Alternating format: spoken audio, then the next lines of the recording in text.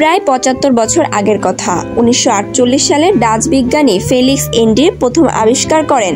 তিনি দেখলেন অন্য সব সমুদ্রপৃষ্ঠের তুলনায় এই এলাকাটি অনেক নিচু।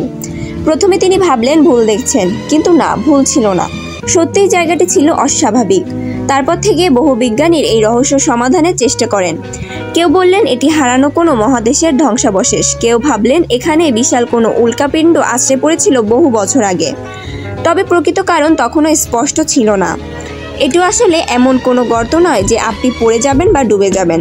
আসল ব্যাপারটা হলো এখানে পৃথিবীর মাধ্যাকর্ষণ এতটাই কম যে সমুদ্রপৃষ্ঠ থেকে অনেকটা নিচে নেমে গেছে।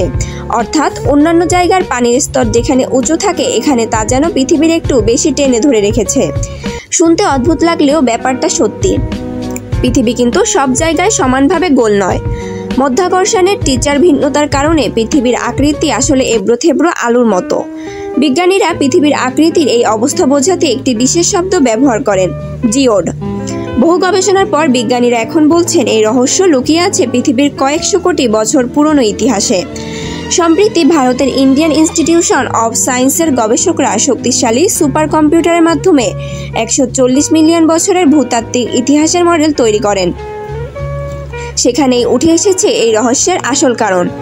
আজ থেকে ২০ থেকে ৩০ কোটি বছর আগে পৃথিবীর সব মহাদেশ একত্রিত ছিল একটি মাত্র বিশাল মহাদেশের মধ্যে, যার নাম ছিল প্যানচোজিয়া। ধীরে ধীরে পৃথিবীর অভ্যন্তরে ম্যাগমার প্রবাহ আর আগ্নেয়গিরির অগ্ন্যুৎপাতের কারণে এই বিশাল মহাদেশটি ভাঙতে শুরু করে এবং ভাগ হয়ে যায় ছোট ছোট টুকরোতে। এই টুকরোগুলোই হলো আজকের মহাদেশগুলো। ১০ থেকে ১৪ কোটি বছর আগে ভারতীয় ভূখণ্ড আফ্রিকা মহাদেশ থেকে বিচ্ছিন্ন হয়ে যায়। তখন তাদের মাঝে ছিল টেসিস মহাসাগর নামে একটি প্রাচীন সাগর। সময়ের সাথে ভারতীয় ভূখণ্ড উত্তরে এগিয়ে আসতে শুরু করে এবং ধীরে ধীরে টেসিস মহাসাগরের বিশাল প্লেটটি পৃথিবীর অভ্যন্তরে মেন্টলের নিচে তলিয়ে যেতে শুরু করে। একে বলা হয় সাবডাকশন। এখন কল্পনা করুন পৃথিবীর ভেতরে বিশাল এক আগুনের সমুদ্র, যা আমরা বলি ম্যাগমা। এই ম্যান্টেলের মধ্যে ডুবে যাওয়া প্রাচীন টেসিস প্লেটটি সেখানকার ম্যাগমাকে প্রবাহ পাল্টে দেয়। গভীর থেকে হালকা ম্যাগমা উপরে উঠে আসতে শুরু করে, আর ঠিক এই কারণে এই অঞ্চলে পৃথিবীর ঘনত্ব কমে যায়। মাধ্যাকর্ষণও দুর্বল হয়ে পড়ে। এই দুর্বল মাধ্যাকর্ষণের ফলে সমুদ্রপৃষ্ঠে নেমে গেছে অনেকটাই নিচে। এটি ভারত মহাসাগরের সেই রহস্যময় গর্ত তৈরির আসল কারণ। এখন প্রশ্ন হচ্ছে এই অদ্ভুত জায়গার ভবিষ্যৎ কি? এটি কি একদিন আবার স্বাভাবিক হয়ে যাবে? বিজ্ঞানীরা বলছে এই জায়গার ভবিষ্যৎ নির্ভর করছে পৃথিবীর টেকনিক্যাল প্লেটের নাড়াচাড়া ও মেন্টালের প্রবাহের ওপর। পৃথিবীর ভূভাগের নাড়াচাড়া খুব ধীর। আমরা হয়তো লক্ষ্য করি না, কিন্তু প্রতিদিন প্রতি মুহূর্তে পৃথিবীর অভ্যন্তরে চলছে বিশাল পরিবর্তন।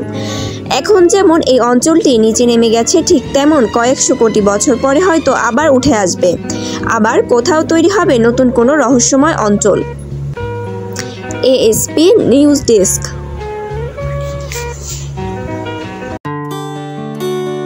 এএসপি নিউজের সাথে থাকার জন্য ধন্যবাদ। সাবস্ক্রাইব করে সাথে থাকুন।